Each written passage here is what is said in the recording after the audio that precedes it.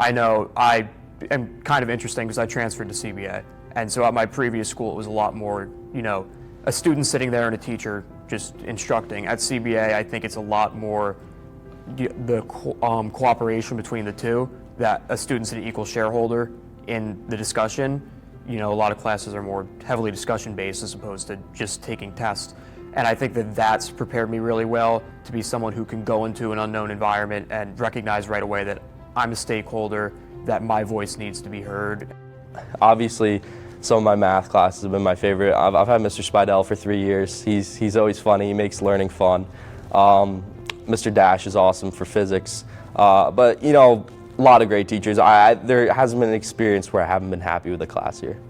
And I believe that stems from consistency with your studies. I was taught by almost all of my teachers that, I would not be able to sustain a high grade with anything, with any class, by just doing something the night before. And so CBA does a very good job of putting you in an environment where they emphasize the importance of consistency and not just procrastinating to the last moment, but taking it day by day and doing it every day to lead up to something that's better than what you could have done the night before. So as a freshman, I came in here and I got thrown all these tests and these papers.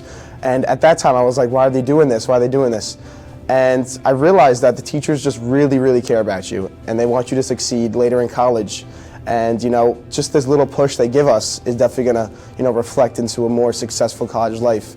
Honestly, my senior course I take this year, honors economics. I think Mr. Santos is a great teacher. He can be strict at times, but he really changed me as a student, because I was honestly going to drop out of his class because I thought it was too tough. But after persevering through it, I really learned a lot in his class and I really enjoy it now.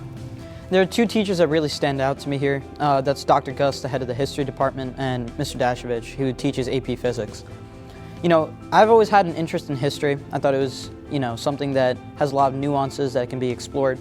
And Doc Gus really made that accessible, talking about real world politics, but also relating that to previous history, talking about the lessons that we can take from history and how we can apply it to the modern day.